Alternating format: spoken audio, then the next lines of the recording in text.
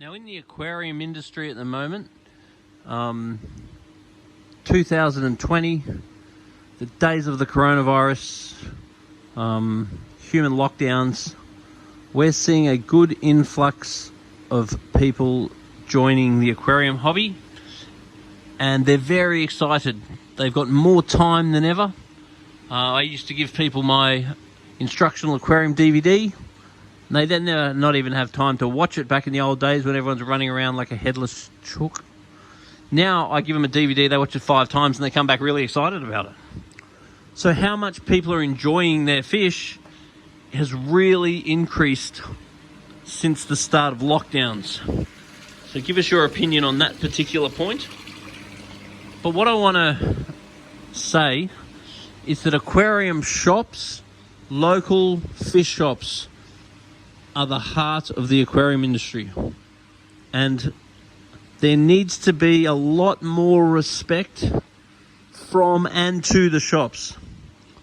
So I think it's really important that the shops work with fraggers that frag coral, and plant growers that can grow plants for the trade, fish breeders, collectors, wholesalers, the whole lot. So I think it's super important that the shops are very respectful and work with people that can really help the industry.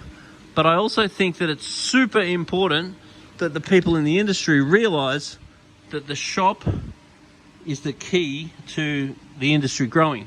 Now, if the industry grows, shrimp breeders, fish breeders, food makers, everyone benefits.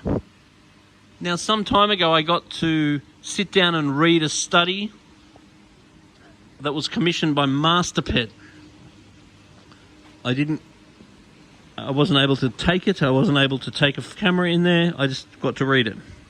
And they spent a lot of money, and they basically researched, why would someone think about getting an aquarium? Why would someone get an aquarium? Why would someone think about getting rid of an aquarium?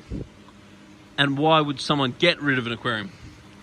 And basically, the long and short of it is the major percentage of people that get a fish tank because they're standing in an aquarium shop and they're looking at a tank that they could imagine in their home. So if you are a retailer, having it set up that somebody can think, oh, that would look cool in my house, is the most important thing. It's all cool to have the tank behind the counter and stuff like that. It's all cool to have a shark tank. But what's most important is to have something that someone can go, yes, that. I like that in my house. That is the most important thing to get people into this hobby. So once again, Majestic found there was a whole lot of reasons why someone would think about getting a tank. Maybe they watched Finding Nemo, maybe they saw their friend's tank, maybe they just been to the Great Barrier Reef. There's all these different reasons why someone would think about it, but the actual reason why they get it is because they're standing in an aquarium shop. They're looking at a tank that they can imagine in their house. Then the next thing was, why would they think about getting rid of it? There's all these reasons why they'd think of getting rid of it. They might have lost the fish. Maybe their son's moved out and they're stuck with the tank and he was the one that wanted it. Maybe someone wants to use that space for something else. Maybe they're sick of it. But there's all these different reasons why someone would want to get rid of a tank. But massively, the reason why people do get rid of their tanks is because they have a problem and then they can't go somewhere to fix it. So once again, if you have a problem and you can bring a sample of water down to the shop, a little video of the tank running, and then I can say to you, hey, look, you had that problem because you changed too much water, or you fed too much, or you cleaned your filter out with tap water. If you get told the reason why you had a problem, then most people are like, well, it sucks that I lost some fish, but I won't do that again. And they just keep going. But if they don't have somewhere that they can go to that can help them, then that's why they give up. Now, they also did some research into 2 towns, both of them in Australia with the same socio-economic outlet. Both of them had box store pet retailers. Both of them obviously full access to the internet. They were both in exactly the same circumstances, yet one had 4% of their population keeping fish. And that area did not have a good aquarium shop where people could go in and see a tank that they could imagine in their home, and that they can go to that shop if they have a problem, and the people at that shop can tell them why they had the problem in order for them to leave confident that they're not going to repeat that problem. So therefore, 4% was all that kept fish, even though there was big box retailers, there was the internet, whereas the other area, it was 17%, and there was a decent aquarium shop there. There was a shop there where someone can come, they can see a tank and go, oh yeah, that'll look cool in my house.